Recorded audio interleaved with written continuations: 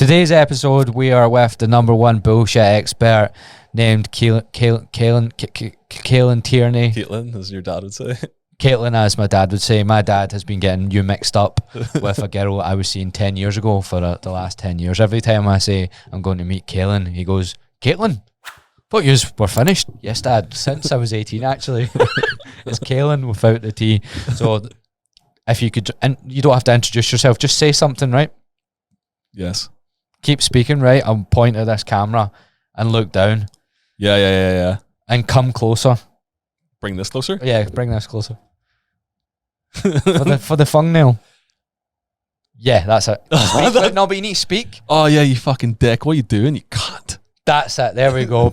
Banging. So that'll be the thumbnail.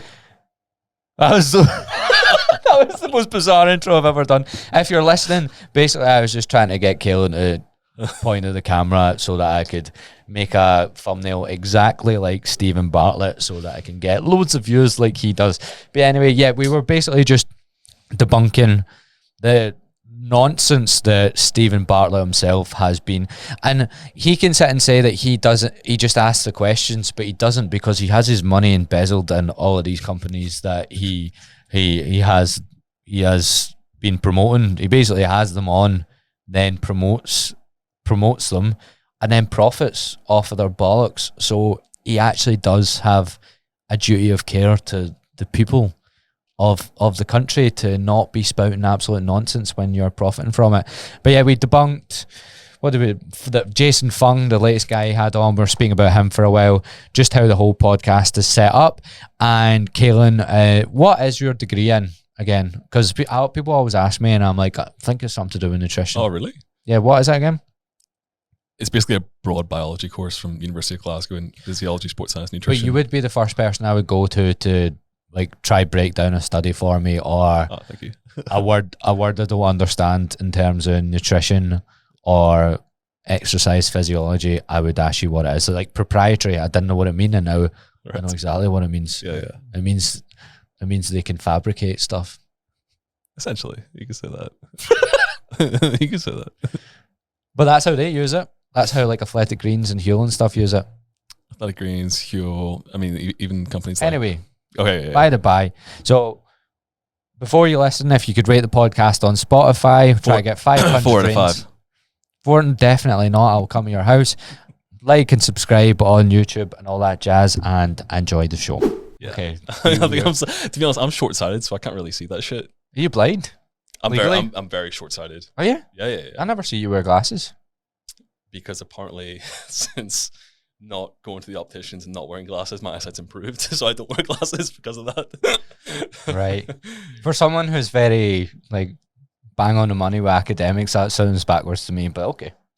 What do you mean? Yeah. So like so you I heard someone saying this the other day that your eyes actually get worse when you use wear glasses. Yeah, that this could be I'm speculating, but so I went to the opticians. I've got 20/20 vision, so I don't need to think about it. Yeah, I went to the opticians maybe like 3 or 4 times over the last like 10 years. And every time I've went, they've said that my eyesight's improved. So I always had this thing about not wearing glasses anyways, because I got a little bit of bullying in primary school for wearing them. Oh, I did see the pictures. You speak up a wee bit, by the way. Like people would call me like 4 eyes, which is like people. Yeah, fair enough. I have seen the picture of you. You did with glasses. You did look a wee bit Milky Bar kiddie. Do you know what that is? The Milky Bar kid. Is that not the guy who shoved pencils up his nose and but that's related to Milky Bar as well. No, the Milky Bar kid's a little blonde guy, and he had massive specs. Oh yeah, I was very much like that. Huge ones. So you stopped wearing them before as well then? Like when you were a kid, did you stop wearing them? Yeah, I stopped wearing them maybe like first year of high school, so I was maybe at the age of like 13. And that was also for the fact that like I was like big into football, so whenever you like head a ball, I always had like a fear of heading the ball with glasses. There's a few people that used to wear goggles when I used to play, and it's not a look. It's not an ideal look. So it was nothing to do with the ladies. Nothing to do with the ladies at that time. I just really didn't enjoy wearing them. Plus, like the only time I've worn them really in the last probably 10 years, like I have them in my room right now, but the only time I've worn them in the last 10 years is when I was doing my driving test, where it's mandatory to wear glasses. Yeah, because you can't read they make you read something, don't you? And if you're short shit, yeah, they make you read like a Reggie. Yes. Yeah. That's exactly. Yeah. By the 100%. way, the driving test, the most nerve-wracking thing is when they ask you a random question about the car. Because you get two questions. Pop the bonnet. One of them was like, I was like sitting there, I was like, I knew they asked you something before you take off. I got mine wrong. Did you? What was it? So this actually wasn't on the spec or whatever. So like I knew it back to front. But what back to front? Like I knew all the questions back to front. You would study that shit. Yeah, because they're all on YouTube. You can learn them Yeah. just like that. It's fine. But it's the stuff though with different cars. Like how do you pop the bonnet and it could be that button could be anywhere. Do you know what I mean? Yeah. Stuff like that stresses me out. Yeah, I well overthink stuff like that because the button could be anywhere. You're in it. Do you know what I mean? Yeah. My driving instructor never asked me to pop the bonnet, so I went in his car. I'm like, mate, I don't know where to pop the bonnet, and stuff like that would freak me out. Yeah. No, but this guy ended up asking me to, what did he say? How do you know if the handbrake works? That was the question. I hadn't a clue. Like this wasn't one of the set questions. I think it might have been like one of the supplementary questions. So I was like, I generally don't know. So it was like one of two faults in the whole driving test. What? How do you know? Just pull it So up. you park the car on a hill and then you put down the handbrake and see if it rolls. That's basically how you know the handbrake works. Fuck that. Yeah, mine's just beep the horn. That's like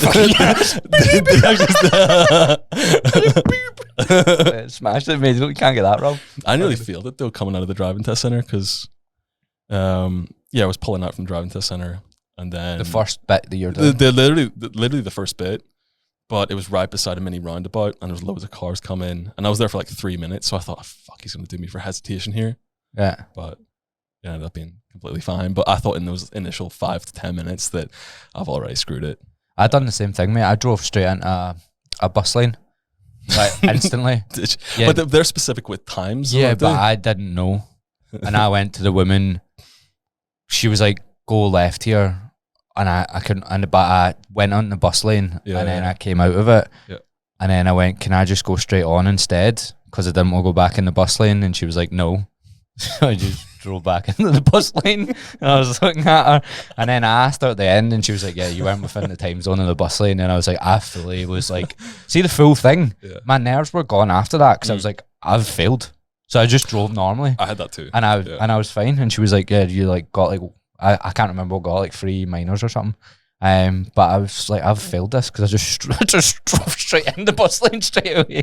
No hesitation. Right, anyway. All right, yeah. Let's get on to I was the enjoying topic. that I know. chat, to be honest. I mean, I could do a full podcast on the driving chat. test, yeah. Mad Jerry, remember Jerry? I told you about Jerry, didn't I? Oh, Jerry's interesting. Jerry, the guy that threw me out my car in Easterhouse. I think I'm quite an interesting guest in the fact that I know you quite well. Yeah.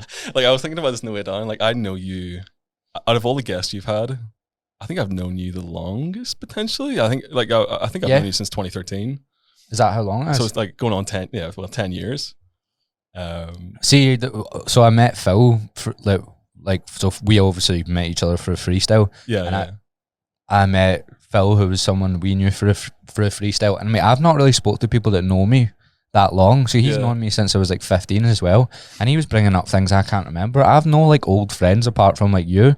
So it is good. That's why when I said, don't be nervous because you're just going to chat to me and we will literally go out and chat utter shite for like an hour and a half. True. Minus the pints now, but we used to just go to like Audenmore and just talk absolute nonsense for like 2 hours. And a lot of it speculative. I literally just got a flashback of the last time we went to Oranmore and got pints. Was that when I just broke up with one of my exes? We had like 9 pints. I was like, this will be good for me. That was not good. Absolutely steaming. Right. So this podcast we're going to do on Steven Bartlett. So Steven Bartlett, I can't say I'm much of a fan, Caelan, to be honest. He's went right downhill. The propaganda is what I'm calling it. I'm calling it propaganda. Very on theme with some of the other topics. But before we get in, because we want to touch on, he recently had Jason Fung on, who spouts the biggest pile of nonsense in the industry in terms of nutrition. And then he's had various other nutritionists on. But we want to actually, because I've got a theory that he's running the most well orchestrated scam on the planet right now with all his all of the promotions he's got, all the brand deals he's got, and the fact he's the face of them, and then he gets them on, lets them spout absolute nonsense, and then he goes away and does their ads. That's absolute madness. But before we go on to that, that's a whole talk. That's like a whole series you could discuss here. mate, I'm hoping to do a series with you called the No.1. Call it. We could do a series for sure. We're gonna call this the No.1 bullshit expert, and do it with you, because basically the reason I like talking to you is because you're much more intelligent than me. Especially, that's not necessarily true, but maybe on certain topics I'm a bit more critical. Yeah, well, this is the way. So for anyone that, well, you obviously won't know Caelan, but the best way I'd explain you is, you see, if I wanted to know something that was in food or a gym term or anything to do with like hypertrophy or strength training and a specific term that I don't understand, I would message you going, Caelan, what does this mean? See, if I wanted to like appreciate it, get directions to somewhere, yeah, I would run a mile from you. That's the best way of putting it. I do like a bit of nuance. Nuance would be the term I'd use. Yeah, a direct answer is probably not what you want. Like, there's no black and white. No, definitely not. No. Let me walk you through this series of events with this question. So, when we were talking about Steven Bartlett in that cafe, you went, oh, there's something you should ask me about on the podcast.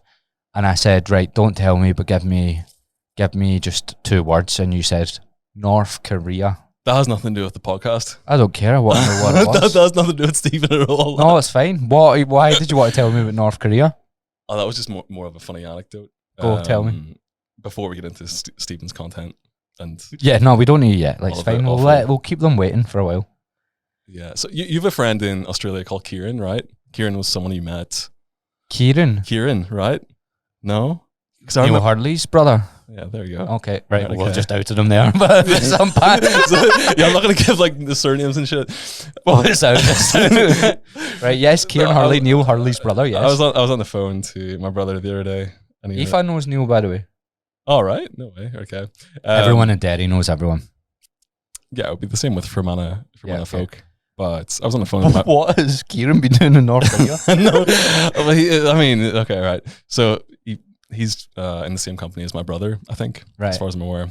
So he messaged my brother the other day, and he was like, "Yo, Donica, like, give me your email. Yeah, like I'm gonna do something." So a few hours pass, and yeah, Donica gets a notification, and apparently Kieran signed them both up for a marathon in North Korea. So they're both taking part in the Pyongyang International Marathon in April 2024. So like Donica was telling me this, and I was like, "Oh my god, what the hell?" Mate, but yeah, can you even do that? Like, can you even get in? That's what he was saying. He was like, "I don't think they're actually open to tourists at the minute." I don't think so. But they're both signed up. The only thing I'd be really concerned about, there'd be a few things I'd be concerned about. Concerned about? What am I concerned? I think like the only thing I'd be concerned about in the context of the marathon is if they were to get something like heat stroke or rhabdo, or like them to end up in Pyongyang infirmary. Just like a load of Pyongyang. I'd be concerned about getting back out the country. No, but it's I think the way like North Korea have tourists come in is as part of a tour. So I think the marathon is run as part of a tour. So you come into the airport, you're taken away. You're by guided, someone. like you're part of a guided tour. Don't look over there.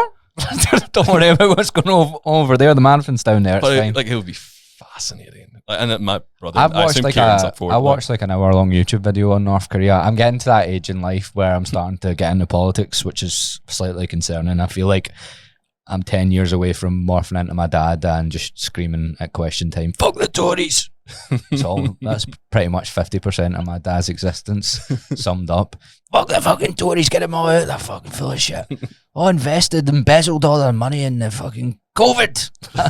That's my dad right now. But I spent an hour just and it looked terrifying. It was explaining how North Koreans' only options to get out of North Korea, I can't remember, there's like, I think they border with China. Yep. And then their only hope is to run the border there. But I think that's it's either a massive river or there's like mountains and stuff there. I think there's landmines like lining all the borders now as well. So actually getting out of North Korea is very. And then very the other difficult. way is South Korea, but obviously that's completely bordered up, like way more than to China, because China's, I think it's a larger border, but it's like the terrain there. The mountainous is, it's like, how are you going to get through that? And it looks absolutely terrifying. They all just get sent back. And even if they get to like South Korea, I'm pretty sure like they've got no way of getting out, and they'll just get sent back. And if you get sent back, you're fucked. It's probably not an ideal situation to get sent back to North Probably Korea. not where you want to go running marathons is my main concern. I think it's going to happen. Like, if anything, like I was going to prompt you to say that I could maybe coach my brother and you could coach Caelan, and we could go back to back and see who wins. It's a better coach. Will we go out as well to North Korea? I mean, Would you go? I'd go 100%. Would you? Oh, 100%. Yeah. You wouldn't be scared about not coming back? No, I'd go in with just an inquisitive mind and see like what I can take from the experience. Plus, my brother would be. This is why I don't take directional chat off of you. Well, you know for a fact from the conversation we just had there, Kieran's all up for it. My brother's up for it. I'd be up for it. Like, I'd rope you into it. Right, let's get on to Steven Bartlett. No, let's focus on North Korea. I honestly don't really know where to start. What will we start with? The Fungmeister? To be honest, I was thinking this myself because there's so much content to cover. Like, this could be a series in itself. Steven Bartlett series. 100, because we could talk about Zoe for, because we could go into like every single different one he's doing. Because the thing I'm finding most mesmerizing right about all of this, because he's getting a lot of hate just now. Yeah, I've noticed. Like loads and loads of hate. Do you notice about podcasting as well? When it's your first time, 10 minutes in, you feel fine. Oh, it's fine. Do you get what I mean? Like, Yeah, I get you like after like That's 10 fine. minutes, you realize you're actually chatting nonsense to me. Like, Yeah. it's not. Plus, I know, like, if I say anything absolutely chaotic. Yeah, I will clip it up and put it on TikTok. Like, Don't not clip it up. I clip it straight up. North Korea chat. What you said about Jason Fung earlier, I'll clip that up. Oh, he's the worst. Well, who will we touch on first? What do you want to dive into? Because the Fungmeister might be great. I'm calling him the Fungmeister now, by the way. That's my name for him. I was just gonna call him Fung. Like, I think that, like, one of the first things I'll probably say to your audience is that as a disclaimer, I'm by no means an expert on nutrition or anything health related. You're only the expert in North Korea. No, but just take everything that I say with a pinch of salt. Like, can you avoid getting sued if you just say allegedly every 10 seconds? That would probably be helpful. How, like, can you get sued for this? See if I make the thumbnail the exact same as his. Not if it's factually correct. Like, if I start talking about, let's say, Huel Daily Greens, and I'm saying objectively what's contained in the product. So if I say it's bullshit, then I can get sued. Because that's not factually correct, is it? It's probably not the best terminology, Gavin. Very subjective. Right, but I'm only speculating about my subjective opinion, so I haven't actually said it's bullshit. I could maybe like list all the facts and then say, yeah, it's bullshit. That would probably be helpful. Okay, right? Can you keep us on that track then? yeah. Don't get sued. Because I think Steven Bartlett and court case with myself. He would wipe the floor with you. Yeah, I think I'm out of business. I'll testify. As a witness, I was there. Here's the thumbnail. Right.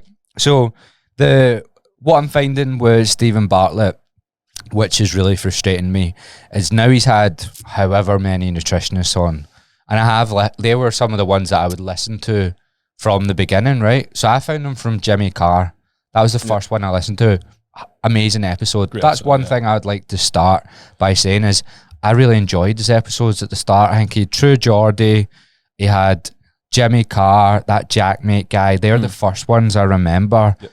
Then he's had footballers on. I think he was meant to have Gary Lineker on, and then he pied it because Gary Lineker had dodgy tweets or something. Yeah. So there's been lots of footballers on, and he's had James Smith on, Chris Williamson and stuff. So he's had a lot of guests on that I actually like as well. That's why when I was going through his thumbnails the other day, I was like, don't have one single bit of slander to say about Thierry Henry. Not one thing. You said it was boring, did you not? I never said that. Allegedly. Allegedly, I said that. But Thierry Henry can say anything, I'm a huge fan of Thierry Henry. I love him. Right, so loads of good podcasts, but it's recently this is my opinion. It seems as if he started this whole thing as a passion project, and now it's been like, he's got his whole story that he's a millionaire, or whatever. He sold that company for X amount, and then he realized money isn't worth anything, so he started this passion project of a podcast, and now that has turned into a money-making machine. And it seems to, if you look through the cracks of it, it's all geared towards getting as much views as possible to inflate the prices of all, or the stocks of all the companies he's putting his money into. That's what it looks like to me. But on the face of it, people don't, I'm a freak. I obviously look into everything too much, and I'm not smart enough to understand, so I ask you. But that's what it looks like. Yeah, I mean, like, one of the things I'll maybe say just to your comments already is that you've said he's kind of platformed nutritionists before. I went through his whole catalog and I couldn't find one evidence-based nutritionist or dietitian that he's had on since the beginning. So you can't. So he's never had an evidence-based. He's never. I actually don't know if he's even had an actual nutritionist on the podcast. He's had a lot of medical doctors, right? Which is, when it comes to nutrition, that can in itself be a bit of a red flag, because it can be verging on outside of their scope of practice. But can I say some things on doctors giving nutrition advice? Yeah, go for it. My missus is a doctor. Yes, yeah. I've met all her friends. Yeah. Most of our friends that are like trying to lose weight and stuff all have personal trainers, because they don't actually have that much like qualifications, or actually that much. They don't learn that much about nutrition. Yeah. And the broad spectrum of being a doctor, giving people advice on food, isn't actually what they often do. No. If you're having a cardiac arrest, yeah, I'm not the person to go to. Neither are you. Yeah. Any sort of needle stuff, I even had to lie down to get my vaccine put in me. Did you? Yep. Never mind me putting some sort of jag in someone else. But it's such an easy, it's an easy way to make claims and not be judged on it too much, or not be questioned on it too much by having the word doctor. Yep. So it scares me that so many doctors are giving out nutrition advice. And what, by the way, I'll say one thing. This is completely off topic and random, right? Right. Well, it's not off topic, because I had a blind physio. You told me, but you told me he was excellent. No, he never got. Like, I had about 6 physios after him, and he never told me what. He never actually gave me the solution to fix it. I went through 5 or 6 physios as well. By the way, it's hard to find. We could do an episode on that. It's hard to find a good physio. I think I had irritable, or some other term, IT band syndrome, and it was coming from the lack of mobility in my hip flexor. So when I done any sort of pressing movements, like with a leg press or a squat, my quad and my glute weren't firing enough because of the lack of mobility in my hip flexor. So my knee was taking a lot of the pressure, so it was swelling out to the side, or particularly my IT band. But it took me 5 physios to figure that out. So he was just kind of telling me, like, it'll go away. They all kept on saying it'll go away. It doesn't go away, mate. My knee was swollen for like 2 years. I couldn't squat or anything. Yep. And if it went away, as soon as I squatted again, it would just flare up. So, like, terrible advice. Like, just tell me. Like, I had to, like, go and actually get the mobility in my hips, and then strengthen my quads and my glute, and then it got better. But he was blind, right? And I never noticed.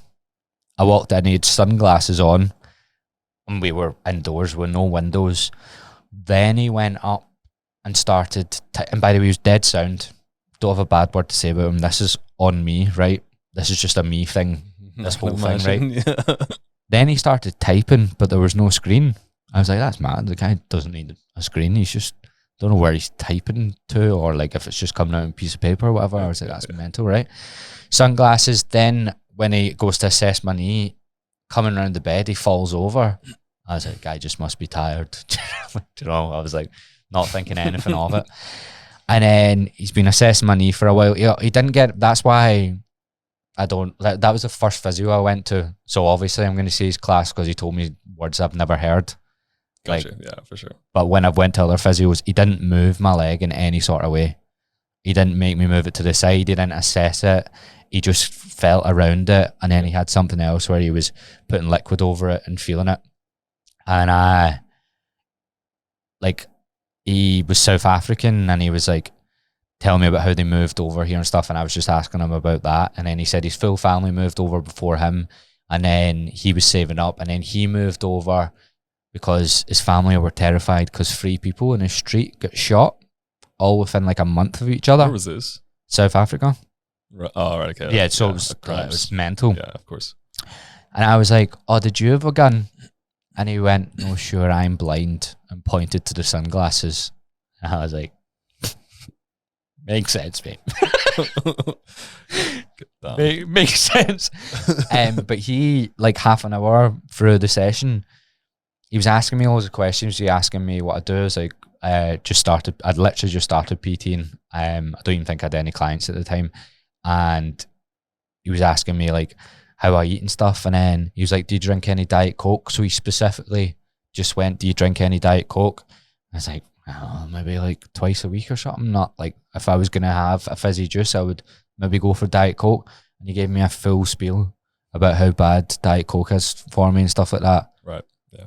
Which, that experience just, I can just imagine how many times that happens when like medical people that are medical doctors or whatever have like agendas against specific things, and how often they push it on their patients without any context. It must happen all the time, because I knew way more about nutrition than that physio did. He just had some agenda against Diet Coke, and people would listen to that. I was just looking at him like, mate, what the fuck's wrong with my knee? Stop telling me the Diet Coke. Do you know what I mean? It must happen all the time. Yeah, I think that there's an excellent study by, I think. See, this is why I got you on. Right, okay. So you got a study based on this. You'll actually enjoy this. Right. There's a study, but I think it's by Martin and colleagues in 2020, and they kind of analyzed best-selling diet books by profession. So yeah, this is you can. I'll send you the study, and you can pop the pie chart on the link or on the screen for the people on YouTube. But what I'll do is I'll put them in the description, because I'm not putting it on the screen. I'll just I ain't got time for that. Okay, but send me links and I'll put it in the I'll send you description. links. Right? But this is an excellent. It's basically a pie chart. But yeah, it breaks it down by profession, best-selling diet books. So in the lead, which is a shock, it's physicians. So medical doctors published like 33% of the best-selling diet books. You have dietitians, they've published, I think it's 3%, around 3%. Nutritionists have published around 5%. And which is alarming is the fact that actors and bloggers and journalists have published more than nutritionists and dietitians. I would say, I bet you mental health is similar. Probably. It's probably journalists, actors, and bloggers who've made a lot more money and that's terrifying, isn't it? So I didn't. So you reckon not? If you went and like actually searched by name who these people are, the nutritionists and the people making nutrition claims, like what their professions are? I would say overwhelmingly it's medical doctors. I think from that particular study, I think it's 33.7%, and that's from 2020. So it's probably not that different to 2024. So like Aoife's mate, right, who's a doctor as well, and I can just tell talking to him. Incredible doctor, right? You can just tell. But his PT has him on a low carb diet, and every time I go on his stories, he's out for dinner. So I go, right, why? Like, can you tell me why you're on a low carb diet? And he's like, because my PT says. I'm like, yeah, but why is your PT put you on a low carb diet? And he's like, because I want to be leaner. And I was like, yeah, but if you go out for dinner, one, you're not on a low carb diet, and two, you don't need a low carb diet to get leaner. And he's just like, he kind of like was umming and ahhing. And I was like, can you not see like where there's a bit of friction in what you're doing and the suggestion or anything like? And he's a medical doctor. And they're very, very, very, very, very switched on medical doctor. So it's like, do you know what I mean? I know I'm only pulling some anecdotal like reference I have to my girlfriend's best mate. Yeah. But why do we trust medical doctors who are or like GPs who are constantly They're never when does a GP really like work with someone for like 6 months and see how people's food habits are? And what scenario? So where do they get experience in like seeing how people actually eat? Because I don't know about you, but since working with people, even though like a lot of what we're going to argue against with like the Fungmeister himself about like calories in and calories out, etc., one of the biggest things I've learned is even talking about calories in versus calories out and a calorie deficit is very useless with clients who have no idea about food. Like at the start, like just saying to someone, right, this is what a calorie deficit is a useless conversation in the beginning, because their food habits have been ingrained for like 10 years and you need to figure out what those actually are, because people themselves don't know what they are until they work with someone for like 6 weeks.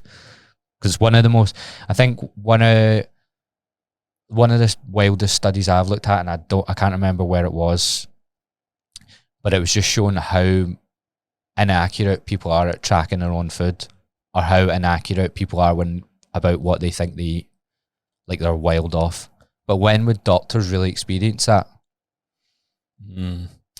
I think like when it comes to the actual MD credential, like people inherently will have an authority bias. So if I see someone who is like maybe Andrew Huberman, for example, someone we can call on, he's a professor at Stanford. He's got like credentials at the wazoo. Like, am I going to take nutrition advice from me, who's a nutritionist, or Andrew Huberman, who's a neuroscientist who's got fancy credentials? I'm probably going to go to Andrew Huberman if I'm in general public. So yeah, I think people just naturally will have a bias towards that MD credential and people who have PhDs, even if they're spewing absolute nonsense, which Fung is, which Gary Brecka is, which Spector is, like these charlatans in the industry. Mate, they're right. So will we get into Fung? I mean, I feel like Fung's your favorite topic here. Mate, like, I've not seen him in I've not really seen him in like 2 years. That's why I was honestly speechless when, because were we not speaking about it? Yeah, you tagged me in the video because we were going to do this before the Fungmeister came out. 100% we were, yeah, of course. And then the next day you tagged me in it. I was like, great timing, Mr. Fung. I haven't seen you in like 2 years and you're on the biggest platform in the UK, at least right now, spouting absolute nonsense. Right, so the worst thing about this podcast is he says loads of stuff that is like, he makes really good points, but then he he like makes up stuff. Yeah, but he like there's some truth to everything he says, or most things that he says, like a tiny smidge of truth.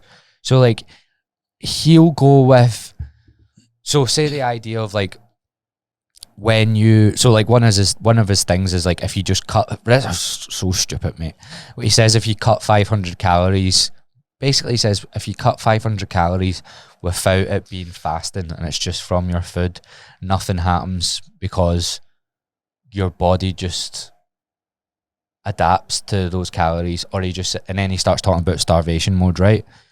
So the annoying thing about that is there is a thing called metabolic adaptation, right?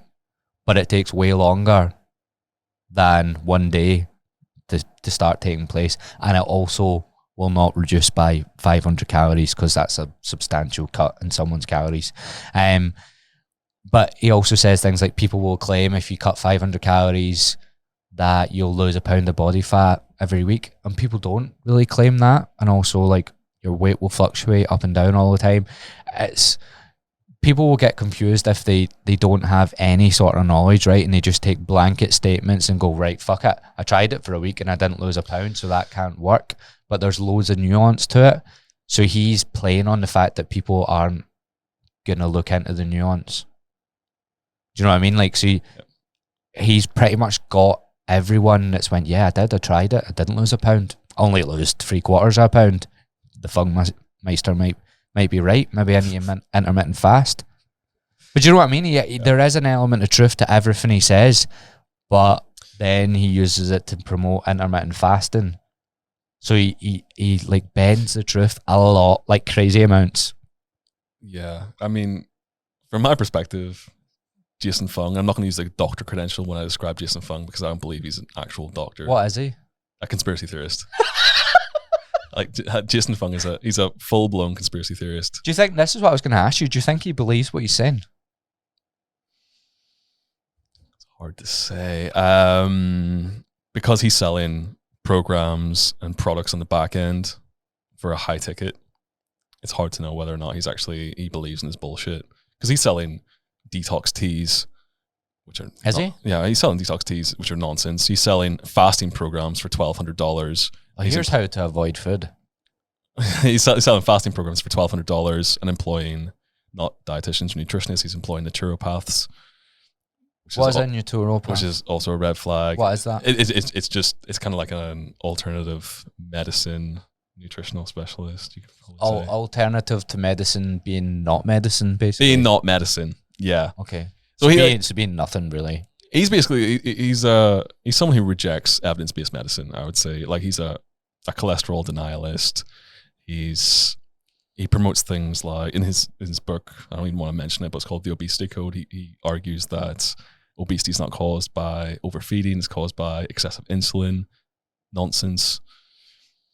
He kind of just has this really alternative way of thinking that's not backed by evidence-based medicine. He's like the king of charlatans. After, I would say, Paul Salidinho probably is the top spot. What about Dr. Eric Berg? I haven't watched him in a while. Mate, Fung and him I haven't seen in ages. Because see, when I started, for the first year and a half, all I was speaking about was food, is because that's what I was more well versed in compared to like lifting sort of stuff.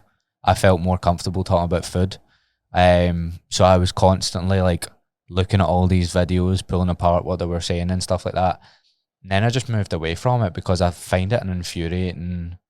It's more infuriating than gym talk. Do you know what I mean? When people are arguing about stuff in the gym, I'm just like, yeah, but like, you're arguing about minor differences, and really, you both sort of agree. You're just arguing about a tiny thing that doesn't really, you aren't making a big impact on people's decisions. Do you know what I mean? Yeah. Like someone saying, oh, to grow your delts, you might be better doing lateral raises and a higher rep range rather than an overhead press, right? Fair enough. Yeah, and I look at that and go, do you know what? See, if someone does lateral raises instead of an overhead press, or vice versa, it's not going to make that much difference. However, in nutrition, the advice people give, how far away it is from the truth, fucks people up. Yeah. Do you know what I mean? So that's what I found it. I found it so fried because people aren't taking into consideration anything to do with anyone's emotions and stuff like that as well. It's like, here's the facts, whether they're right or wrong, and here's my book or my program that I'm selling. So I found it I get too wound up at nutrition, to be honest. I think what's maybe incredibly damaging at a population and public health level about Steven's podcast. I'll just go back to Steven here because we can talk about Steven because he's the one facilitating it all. I would argue that Steven and his podcast, The Diary of a CEO, are the biggest vector of nutrition misinformation on the planet at the minute. I think he's done more for negatively impacting health and nutrition literacy at a population level than anyone else with the guests that he's actually platforming on his podcast. Like, he is selectively platforming the worst of the worst charlatans out there. Yeah. I mean, he's got Spector, Fung, and Brecka in recent episodes. Whereas, like, has he had Gary Brecka on? Yeah, he's had Gary Brecka on. Mate, did you see the one with Gary Brecka spinning water?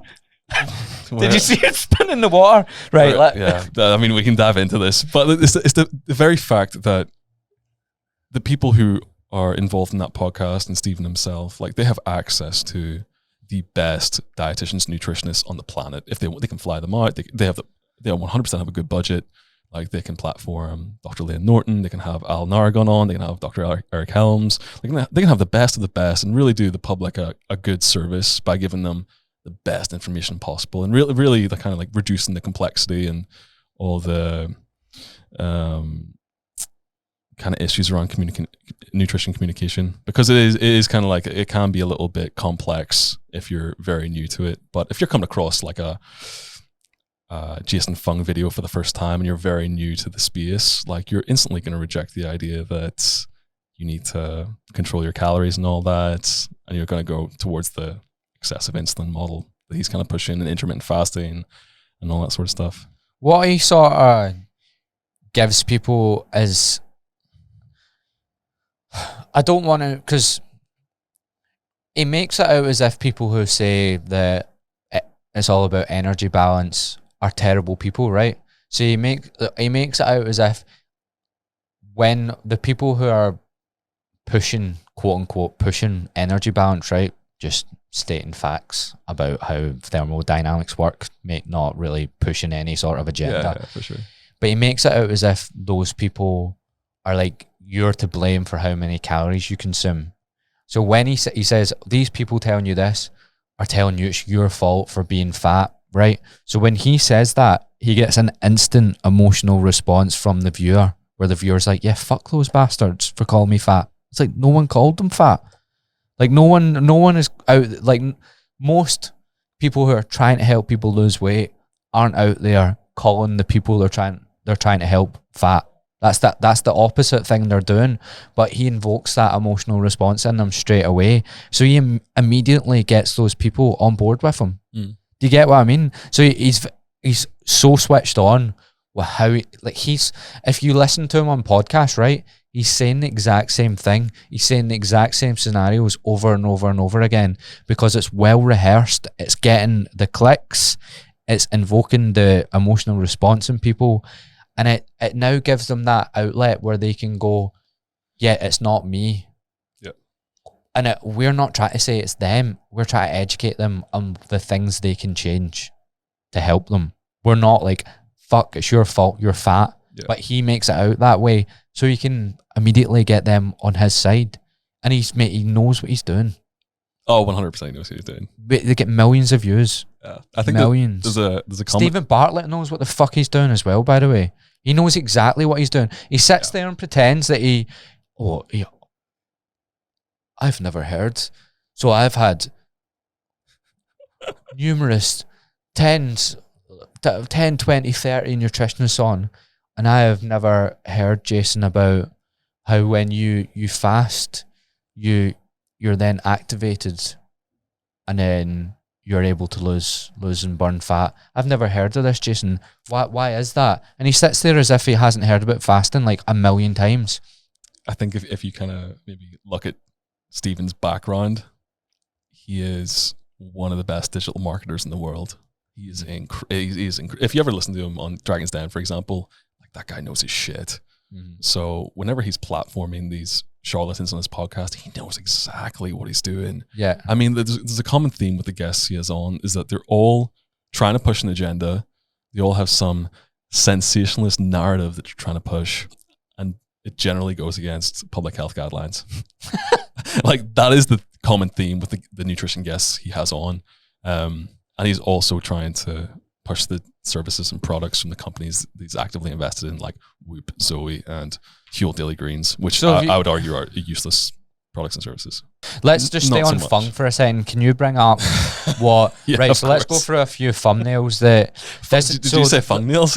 Fung nails. I think that's quite good. Let's go through a few Jason Fung nails. All right. So. But right, so so what was it you said 2 seconds ago that you think Steven Bartlett is currently the biggest promoter of what? Say that sentence again, mate. It was a well-constructed sentence. I loved it. It was great. I would love you to say it. I mean, I would say that Steven is the biggest facilitator of something. I would say he's the biggest vector of nutrition misinformation on the planet right now. Smash that sentence. Like 100%. I would say I love a well-constructed sentence. I'm not very capable of them sometimes, but that was great. The thing is, like, most evidence-based nutritionists and dietitians, and probably even the evidence-based personal trainers in the industry at the minute, would agree with me on that. Like, there's not many people who are looking at his Instagram post right now and thinking, oh, that's great information. Like, most people are thinking, this is absolute nonsense. The worst part is, though, see, as a personal trainer, right? Because that might possibly be the biggest UK podcast right now. I think it is. And it's got to be in the top 10 in the world right now. So see, whenever he puts a thumbnail like that out, I can't unhear Fungnail. Whenever he puts a Jason Fungnail out, the full like, honestly, 50% of the country see it. So then we're sat debunking his shite all week every time he has a new guest like that out. We're just constantly getting questions. Our clients are asking us questions. Our clients were doing great. It's smart though. Now Isn't they it? think they need to fast and activate themselves. You know what I mean? It is infuriating. Yeah, mate. it's infuriating. Like, I'm just gonna read the recent title of the episode with Steven and Dr. Jason Fung. Oh, Give him the doctor title for the thumbnail. So the title is "The Fasting Doctor." In quotation marks, fasting cures obesity. That in itself is a red flag. Using the word cure in a scientific context, you'd be very tentative to use that. The controversial new drug melts fat. It melts it, Gav. I've never heard this myself, but apparently it actually melts it, which is really fascinating. I'd prefer to fry my fat if we can. Fry it? Or we could boil it. Boil it, yeah. Melts. Poached fat. And then the last part of the title is fasting fixes hormones, and then skip breakfast. So it's just all the buzzwords, isn't it? It's all buzzwords, but they've clearly put this through some generator. They've A/B tested it. Yeah, so to the max.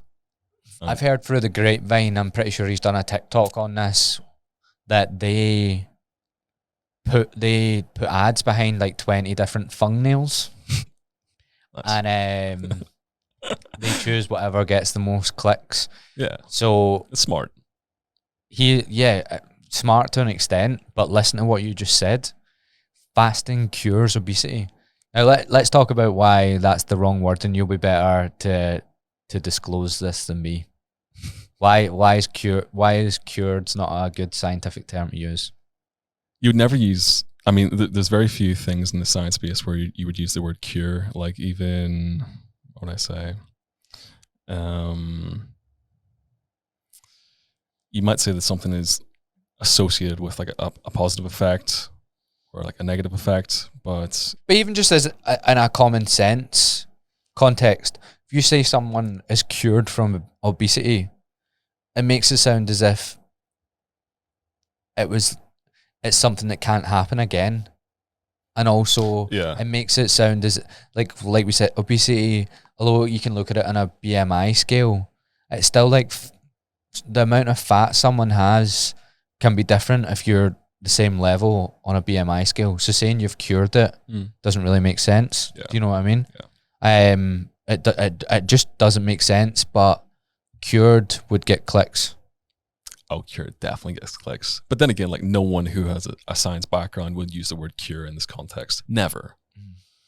They might say what I've always found mad about nutrition is there's very little legalities to any of it. Like people can get away with saying anything and promote a product off it, and there's no backlash off 100%. it. I've always felt like, why is the Cambridge 800 calorie diet like allowed to happen?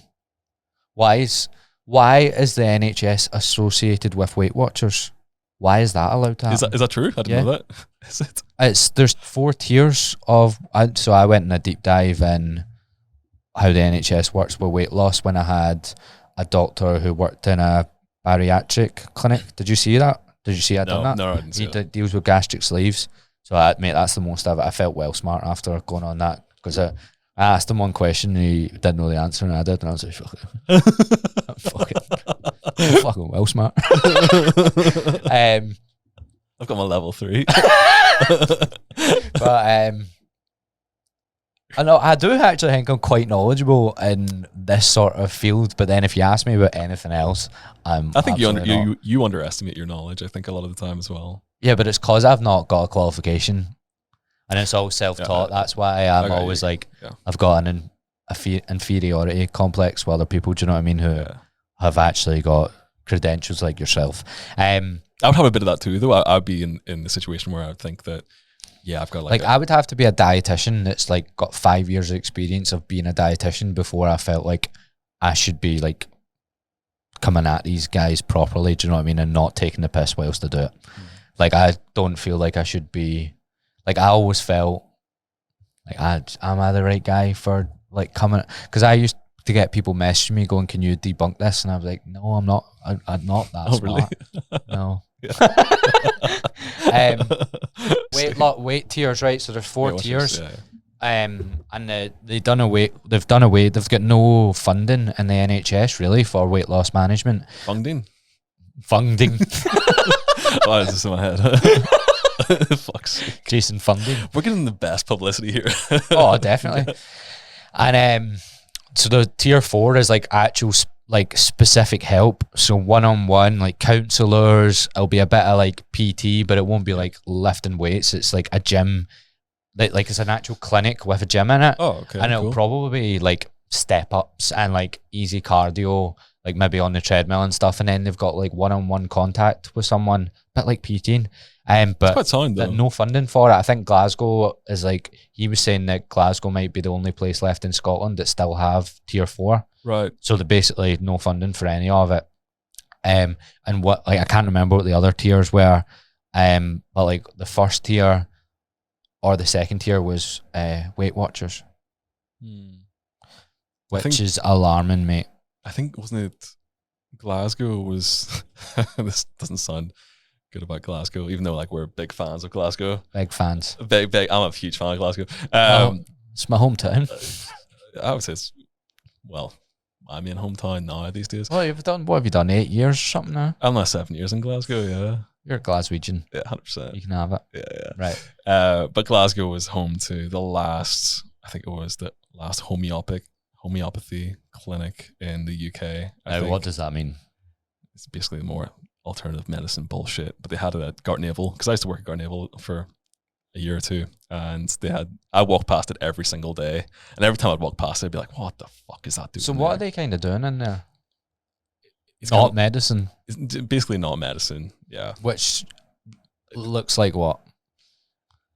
It would be things like maybe like acupuncture. Maybe there was one thing I seen on Dragon's Den the other night. They had like acu-seeds. All right.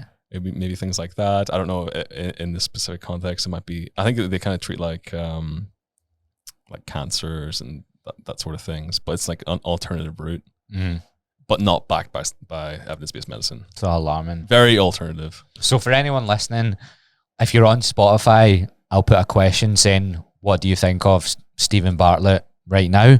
And it'll be in the question box. There's a new feature on Spotify. If you're on YouTube, do the same. Just comment what you think of Steven Bartlett recently. I've been on a whole thing where I'm like, I'm not about the call out culture. Like, so I don't really want this to be, although we are slaughtering them, like, it's more of a wee bit of fun. I don't like the whole, you know, the way like James Smith and like even the way Lane Norton does it, and I do enjoy both of their content. It's just Goob. Yeah, he takes it well too far. But see the way that I think it just creates like a real toxic audience that just want to go after people. Do you know what I mean? But that being said, I would like Steven Bartlett to stop pushing absolute nonsense immediately. I would like it to stop. Like, do you want to read out some of them? I read them out the other day. I mean, just start, mate. Yeah, so like we're looking at Spector here. What's the title for this? The Food Doctor. So it's always like some doctor, isn't it? Yeah. Has he always got the title of doctor in the thumbnail? Right. and the caption. Yeah, so the title. This one is for Tim Spector. I think Tim's been on maybe like 3 times, I want to say, which I don't even know. Like, I've heard that people pay to get on the RV CEO as well. Really? I've heard this. Allegedly. Someone needs to fact check that. But Kieran Hurley told you. I've never met Kieran. I hope Kieran doesn't listen to this. I met Kieran once. This one's called The Food Doctor. Extra protein is making you fatter. I highly doubt that, to be honest. 6 food lies everyone still believes. So, to be honest, like that thumbnail's actually, or that title's not. That's not too bad. It's not too bad. Just look at the recent ones though. Like very recent ones, they're all crazy, mate. One was like late night screen time causes cancer. The world #1 happiness expert. Oh, mate, he was torturing all. Was he? He was the one that was saying 95% of diets fail and all that. And he was saying happiness is a mind virus. What does that even mean? The one about happiness is a mind virus. Happiness is a positive emotion. Virus sounds negative. So straight away I'm just listening to that going, what are you talking about? They just say stuff, just mad stuff just for clicks. I think on the 95% of diets fail kind of claim, like that's a very popular claim you'll hear online. And it kind of depends on the way you actually define diet success. But I think that, do you know where I think that comes from? A study. I'm sure it comes from a study, but a really old study where they done a stupid diet. Right.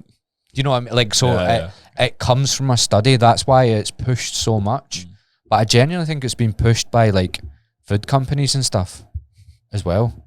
Like 95% of diets fail. I think like from 95%, no, well, nearly 100% of bad dieting strategies fail. But that's just such a shit statistic that isn't even a real statistic. Because dieting again is like, there's loads of nuance to that. What did you do?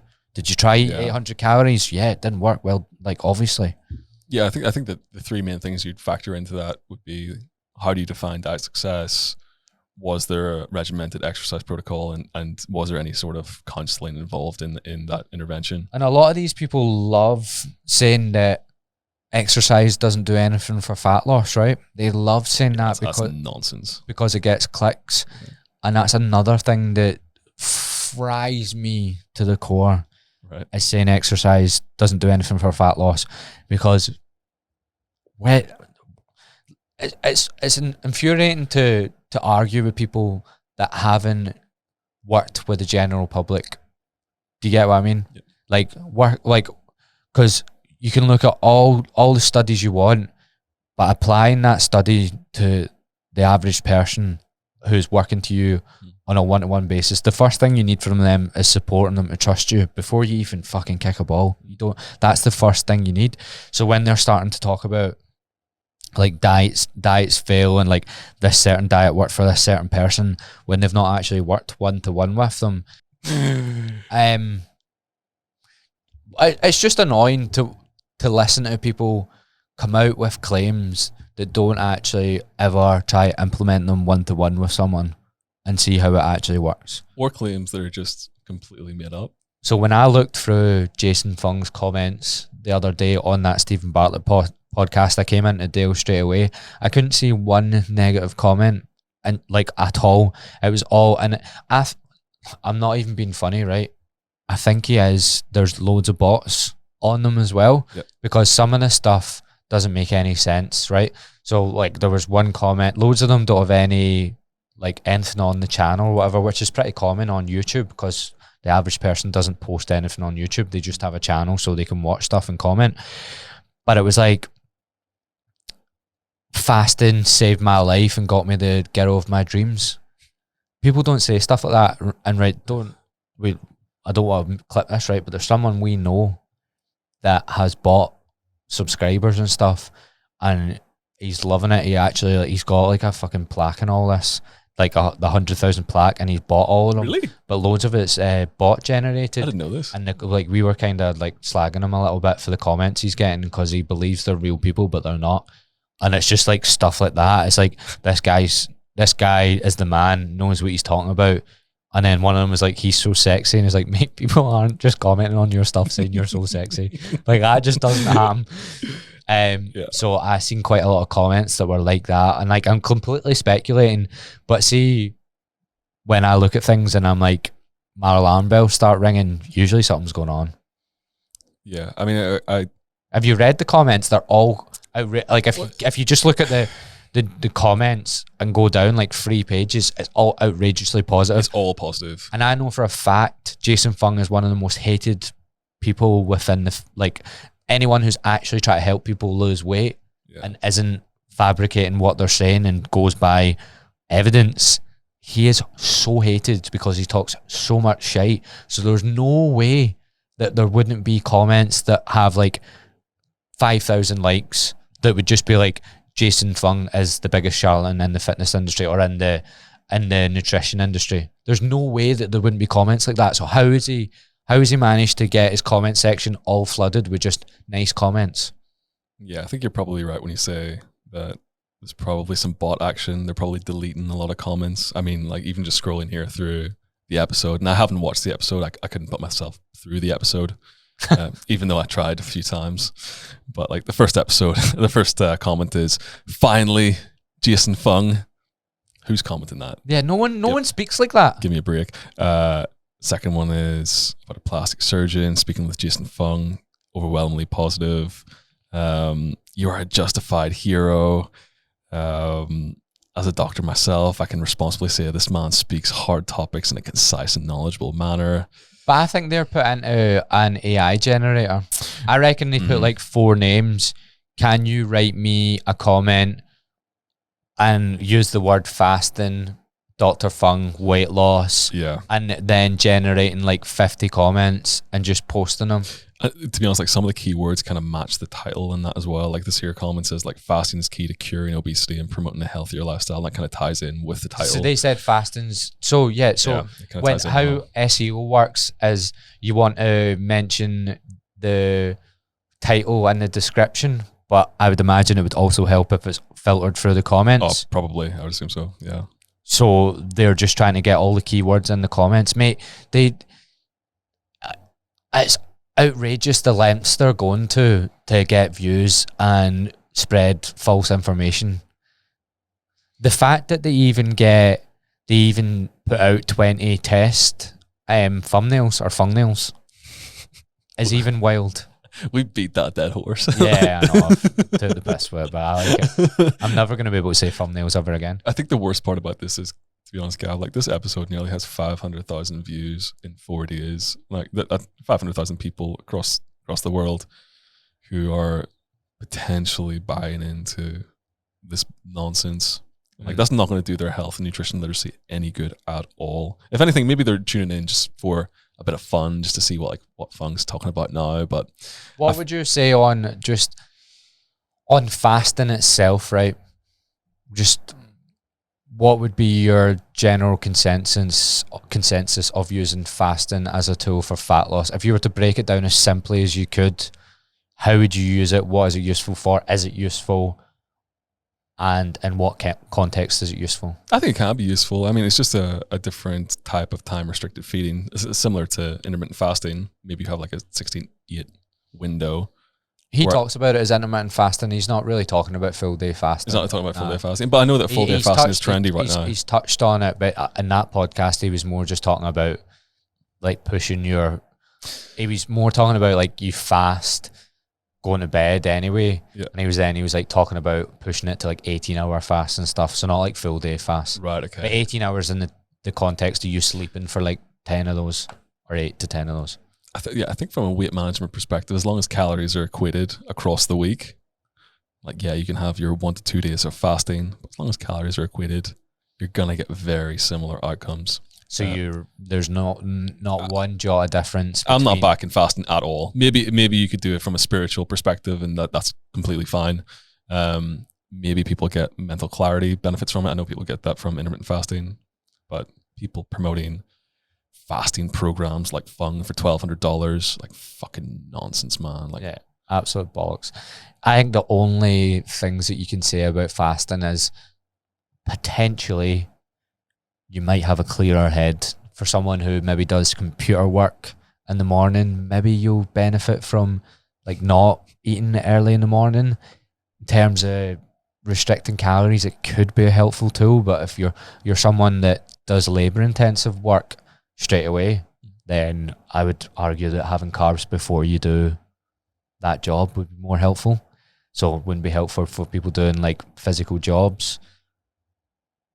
And then I would also make the point that whenever I've worked, honestly, mate, this is why I hate listening to people like this that don't work one-to-one with people, because a lot of the people I've worked with who've tried intermittent fasting, it very much, because like we see with Slimming World, Weight Watchers, or like when people start using the food scoring system and Zoe, they end up with bad relationships with food, because intermittent fasting isn't enough knowledge to then go away and understand how you lose weight and keep it off, because there's nothing to do with energy balance, higher protein intakes to keep you fuller, more fruit and veg. It's just literally like either calories or intermittent fasting. Neither will, like, just doing a calorie deficit isn't enough to lose weight and keep it off, because you won't know how to do it, and you'll need to change some of your diet. If you just go and eat all of that on like unfilling foods, then you're gonna start binging probably. Same way if you just intermittent fast, what I've found with people is they just intermittent binge. I like that. They just start binging at night. Yeah. Because they've not changed any of the way that they eat. And I know he goes on about carbs, but he also misrepresents what carbs do as well. He basically is facilitating, like, he's basically saying that if you spike your insulin all day by having carbs throughout the day, you spike your insulin all day, so therefore you can't lose weight, because you can't lose weight when you have an insulin spike, which also isn't true. Before the podcast, I wrote down a few claims from Gary Brecka, who works with Dana White. Yeah. So everyone would know Dana White. Like, this is already like, oh, if you're working with someone like Dana White, you must know your shit. I would argue that's definitely not the case. Do you think a massive reason why these people start spouting shit is because they already have a massive platform? Usually they're pushing. Why is Dana White like piping up about his food? Usually they're the people. Miller. Go like this? Miller coin. No, I'm just doing nothing. I was like, what are you doing? Doing Miller coin. That's all he's doing it for.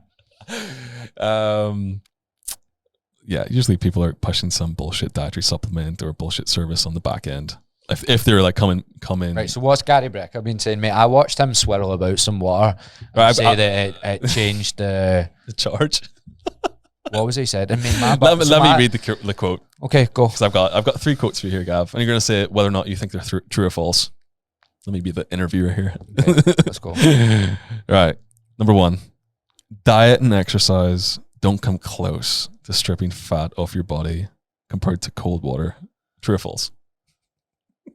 Shoot me in the fucking face. Shoot me in the face. Cold water, so he's arguing that cold water does more for fat loss than... This is from an episode of Steven's podcast, actually. Okay, cool. The thing is, like, a lot of the people who go on Steven's podcast as well, who are spewing this shit, they all sound super confident. And he, like, I watched him spew that out, and he sounded like really confident in his delivery. If he was like the first person I was listening to on that podcast, I would think, oh, this is great. Yeah. But when you know a little bit better and you're a little bit critical, you can understand that this is fucking crazy talk. Yeah. Like, he's clearly a charlatan. So the second thing is, true or false, it takes 3 minutes to liquefy lean muscle. This is in the context of cardio. Takes 3 minutes to liquefy. What does liquefy even mean in that context? When do muscles be liquefied? Break down, I don't know. 3 minutes to break them down. What? So, like, if you've been going to the gym for 10 years, you do 3 minutes of cardio and you lose all your gains. That's what that sounds like, mate. 3 minutes to liquefy all. Did he say all your muscle? Sounds cool though, doesn't it? But does he say all your muscle? I think he said it takes 3 minutes to liquefy lean muscle. That's what he said. That's what I'm quoting. What the fuck does that? See what I mean? They just come on and say something so dumb. I watched and people actually believe it. I watched a Liam Norton video on this, and he said, like, he's just making shit up. I was like, he clearly is. And the last one I think is the best, and the one that you kind of touched on is, and this is just gold. Praying and speaking to water makes it more hydrating and changes the charge, making it more viable. What was it he said? What was it he said about what he spun at the end and he went, this changes the... Oh, he said more? I thought that was the end of it. There was a full video, mate. He said, I thought it was just that one quote. I watched it. He said something wild. The thing is, if I'm denying evidence-based medicine and nutrition in my conspiracy thinking, like, echo chamber, yeah, that sounds plausible. Fuck yeah, I'm going to buy into that. Well, it's very easy to see why, because people are going very anti-government and stuff, and then they just go, but the government's control the tap water, and then you can see where it all comes from. One of the things about these charlatans as well, maybe just like a last point, is the fact that often they will have really aggressive cult followings. So if you clip this, or if you like clip anything we've said, the chances of us actually getting some flack in the comments is pretty high. Oh, definitely. Yeah, because like they're gonna come after us, and the kind of the fact that we're going against their claims and their whole like philosophy. Well, keto and slimming world, they are Similar, is it? They're full on cults. No, they are. Are they? Yeah, like that's why I stopped really doing nutrition stuff. It's wild. Yeah. People have, and like, see if you made a full day of eating video, people will comment on anything. Like, oh, you have white rice instead of brown. Oatmeal and broccoli. That's a common one. What about it? Oh, oatmeal's bad for you. Oatmeal's bad. Why does oatmeal Broccoli's get bad. so much hate? I don't get it. This is Paul Salidinho written all over it. Who's a medical doctor. So a medical doctor is coming up again. But he basically will pick an isolated compound within broccoli or within oatmeal. With broccoli, for example, he'll say that this causes low thyroid. Low thyroid is associated with weight gain. Therefore, if you eat broccoli, you're going to gain weight. How does broccoli Nonsense. contribute to low thyroid? He's taking like an isolated compound. I don't know what mechanistic. But basically, they always just take one thing, run with it, don't they? Yeah, pretty much. But like, if you look at any research on broccoli, it's all great. Like, it's all completely sound. Who's This arguing? man, we took a study of 30 participants. They all ate broccoli and they survived. Yeah, but oatmeal's the same. Like food's like, but then again, he's pushing the carnivore diet, which. I see you got courses on the carnivore diet. Well, he was in business with Liver King, so like pushing the dietary supplement. Yeah, yeah, exactly. There we go. What are these people at? Why do people? But do you think there's an element going to be pretty harsh here? See if you believe it. There's got to be some like responsibility for that. I have friends who buy into carnivore. But you do but you would look at them sometimes and go, I can educate you as much as possible. But if you're just something inside you wants to believe this stuff, usually I tend to find it's they don't want to take responsibility for something. So there's something inside of them that wants to believe this, so they don't have to take responsibility. And it just, some people you're never going to get to come round. Mate, my mum will honestly do anything, our full life would have done anything but just try eat better and exercise. Yeah. Anything. She's bought this is quite a funny story. She has so my mum's into like astrology, healing rocks, crystals, angel cards, all of the healing stuff. She What's her star sign? I don't know. Doesn't drink tap water. Oh right, fuck. She once gave me in trouble for sunbathing outside because there was a plane going past with stuff coming out the back of it, and she believed that those chemtrails were going to kill me. But she now has like a little device that spins her water. Like, it's probably like what Gary Brecka's promoting, and she believes that once that water's charged, it's going to cure her. And I always ask, cure you of what though? And she's like, everything. And I'm like, what, your arthritis? And she's like, yep, my arthritis, my mental health. And like, my mum, you cannot help her. Do you know what I mean? So there's some people that are so far in the rabbit hole, like, because these are conspiracy theories though, aren't they? Yeah, 100%. Like, these aren't actually like, oh, these are nutrition hacks, or like, oh, there might be some evidence to support these nutrition claims. They are just mental statements off of mental people working with the likes of, when people were like, don't know if the Liver King's on gear. Like, what are you talking about? Steven had Liver King on his podcast as well. Like, is that still on YouTube? I think he's known for taking episodes down. It might be down. I would assume it's down because he took one down of one of the guys. It's like the most obvious scam of all time. Yeah, just eat raw liver. You eat raw test into your eyeballs. I think it was in More Plates, More Dates kind of when he done that video on Liver King, like it was a full fucking stack of HGH and yeah, it was mental. The guy was running the biggest stack ever invented. Yeah, it's A quite plethora of gear.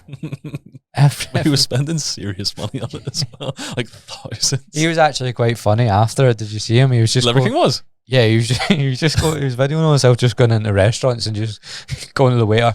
I'm on steroids. Can we have a table for two? Oh, I didn't know this. Yeah. I thought his apology video was hilarious, where he started talking about like how he was doing it for the viewers.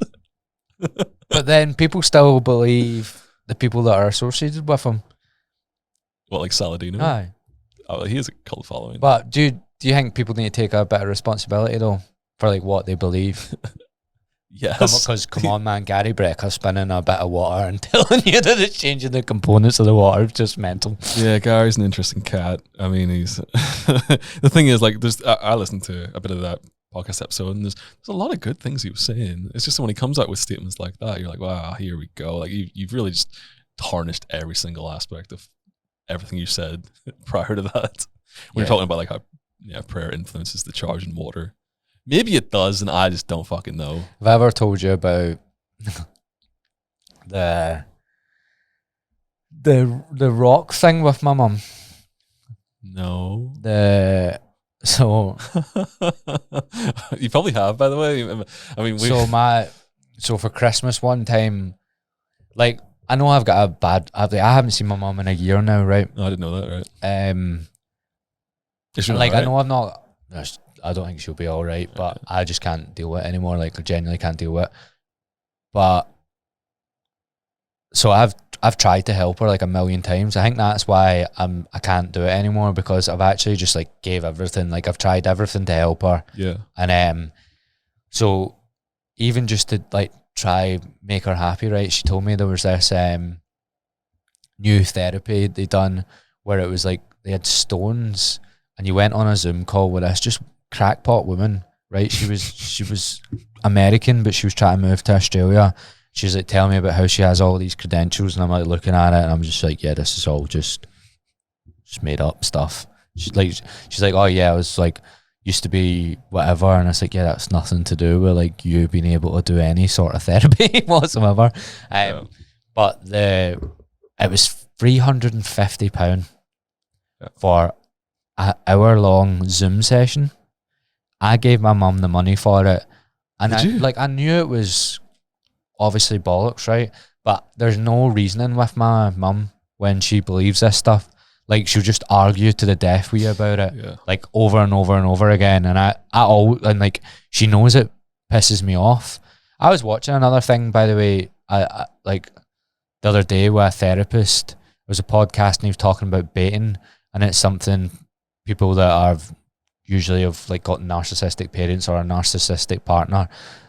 Baiting is when someone just keeps doing stuff that they know irritates the other person, and it just summed up my full like relationship with my mum. She just says stuff that she knows will wind me up just for the sake of winding me up, right?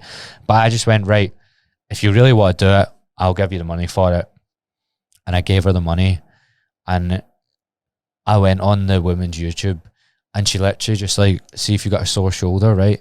She just gets you to get like a rock, and you just tap wherever you're sore and say all this mad shit. It's almost like a fucking, I don't know, like a tribal, like imagine like a tribe in the Amazon rainforest just saying like the stuff like that, right? She's just tapping her shoulder, and then like they come away and they're just like, the woman's like, oh yeah, it feels better.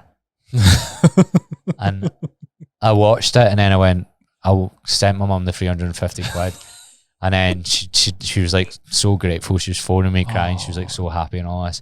And then I was at hers like 2 weeks later, and she was like trying to show me the YouTube video of it. I was like, no, I don't want to see. We're in the wrong business. I gave you the money for it. I'm happy you done it. Like, I'm really happy for you. I hope it went well. I hope your knees feeling a bit better from the contact with the stone, the magic stone. But I don't want to see it.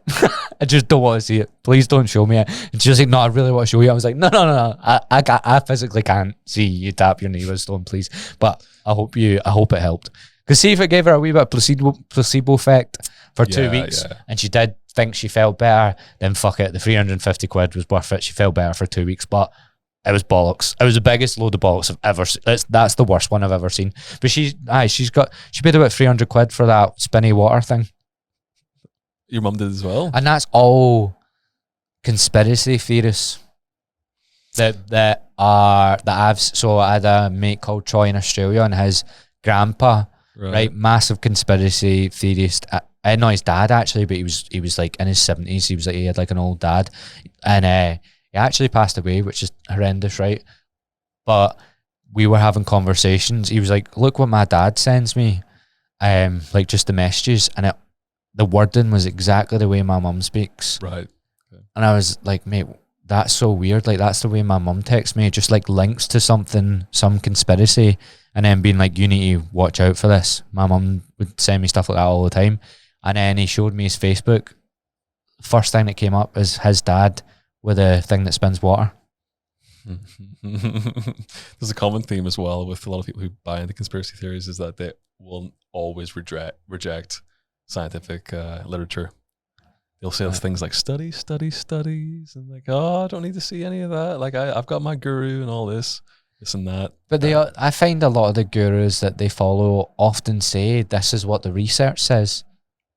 Oh, and then there's never, like, it's so easy to go, this is what the research says, and then they don't show you any. They quote some rodent piss or some in vitro crap, like something. Or they take one sentence from one study that showed the opposite of what they're saying. Yeah. I mean, like a screenshot of a scientific paper, like it can be quite convincing, even if it is worthless. Oh, that's all they need. Yeah, that's all you know. That's all you need for a one screenshot, short form clip. Yeah. One tiny bit. This is what the literature says, and then don't actually explain it, and then you can get away with murder, lad. Get away with editing. What do you think of? That's not a nice topic, actually. Like, what are conspiracy theories that your mum believes? The fiber optic stuff, causing cancer. That's one, isn't it? That she's always been big into aspartame. I heard you say it. Yeah, aspartame. Yeah. She's been banging on about that one since she was about 12. She actually called it with the pedo stuff. My mum was early on Epstein. What, the Catholic priest? No, on Epstein. All right. I reckon my mum fucking found that before anyone else. Really? My mum's been telling me about pedos since I was about 13, mate. Yeah, no, that's quite impressive, actually. She's like, it's all going to come out. These are all pedos. And I'm like, you fucking mental case. She was right. Tom Hanks gets a lot of Tom flack. Hanks on it? I don't know, but people online seem to... But then again, people online say a lot of shit. Stephen Hawkins is on it. On Epstein's list, I've seen that, yeah. Did you see the clip of the Simpsons? No. The Simpsons, like, they clipped it years ago where they show Stephen Hawking like flying in his wheelchair to some island. Oh, really? Yeah. Like, if you can get this clip up, you need to show it, like. But yeah, they called it Stephen Epstein. Stephen Hawking was doing this years ago. My mum has been on about Epstein for ages. Chemtrails, loves chemtrails, and mostly just government stuff. She always likes to just say that everything's going to come out. She used to just enjoy that sense. Everything's all going to come out. And I'm like, what is everything? And when's it going to come out? And just be like, it's coming very soon. I'd be like, but what? I think maybe like... I'd be like, no, but honestly, what is coming out? And she'd be like, all of it. Like, what the fuck is what? Tell me a slither then, mother. Sesame slither. Give me a trailer of what's coming out, and she'd be like, just you wait and see. You don't listen to me, and I bet, right? Cool. I think when it comes to conspiracy theories as well, like I don't know what I'm talking about realistically, but there is a great book by Dr. David Robert Grimes called The Irrational Ape, where he really dives into conspiracy theories, which the listeners might appreciate. I think it's like maybe like 10 or 12 quid online. Irrational Ape. The Irrational Ape. Fuck the listeners, I'll listen to it. I'll give you the book, but like he's also a great follow on Instagram for kind of calling out bullshit, basically. Always calling out shit. He's calling out the Kardashians all the time for really? Yeah, because they're promoting such nonsense as well. Full body scans, this, just worthless things that people don't need. Really proper fear mongering stuff. There's no way Steven Bartlett listens to these people and believes them. That's why he's one of the most morally unethical people at the moment in the world. Like with the amount of money he's making, I would love to sit down and just like, I don't think he's I don't think he's a real human. I think he's you to do something like that, you would have to be sociopathic to not think of the consequences. Like, because as humans, we care about other humans, and most of us do. Like, the majority of humans like really care about other humans. That's just one of our tendencies, to want to look after those around us. Otherwise, you wouldn't give a fuck if you had a kid or whatever. So the fact he doesn't care about the impact his podcast has on people, allegedly, I think he's a sociopath. Allegedly. Does that help? Because maybe a little bit. I'll phone my fucking lawyer. Yeah, I mean the people at Steven's platforming, I think like you're kind of touching on it. Maybe even the products and services he's endorsing as well, which I have certain issues with. And it's the same. The thing is, like, Steven's not isolated in this alone. Like, it's also Andrew Huberman. It's also my personal favorite podcaster, Chris Williamson, and I put him on a pedestal because I think of him in such high regard. I put you on him, didn't I? You did? Yeah. Yeah, we had that one Asahi, which was class. Do you remember that? I called him a virgin at IFS by mistake. Oh, you did? Yeah. Well, I compared him to my friend who was on Love Island.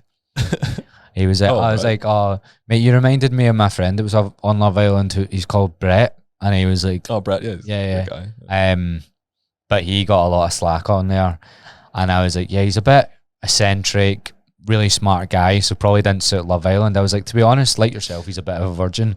I'd had 10 pints." And he was like, "Did you just call me a virgin?" And I was like, "I think I did, mate, but I'd never meant it." To be honest, nice to meet you.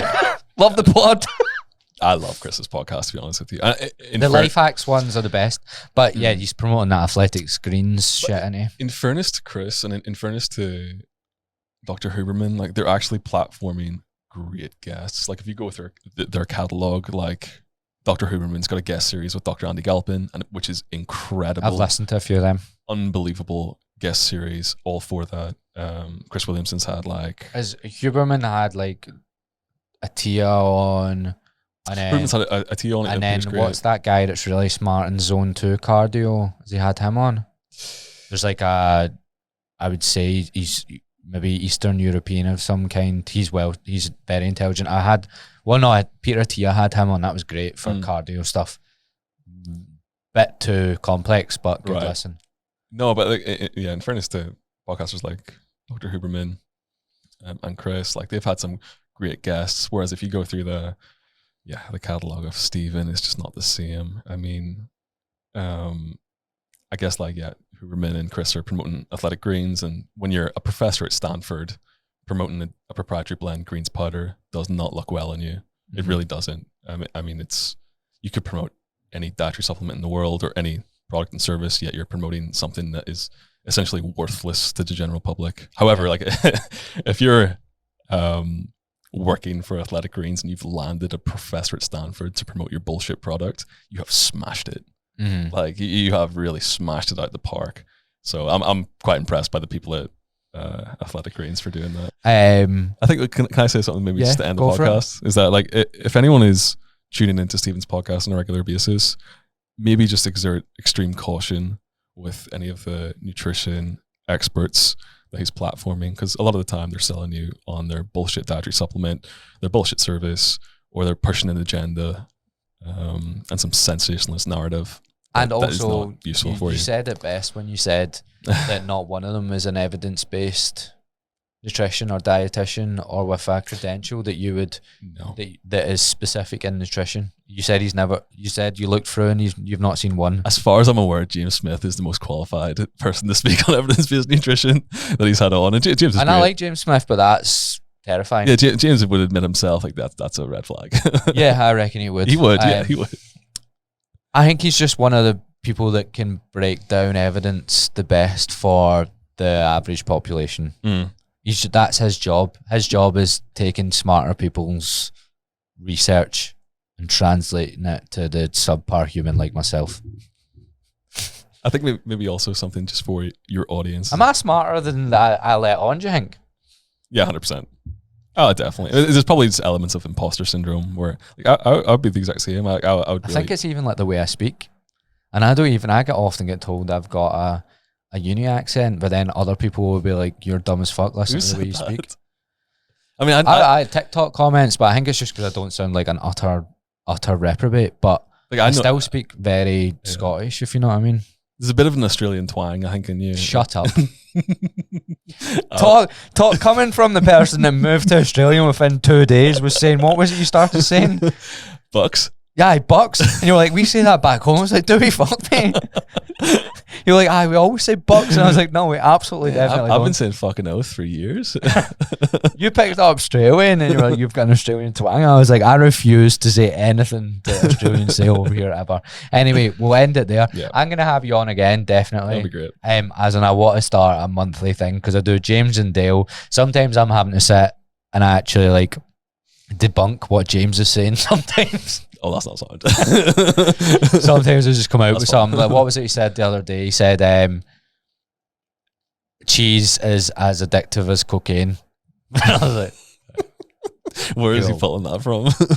Cool. Maybe that's sound. Right. Thank you very much for listening, and we'll catch you in the next one.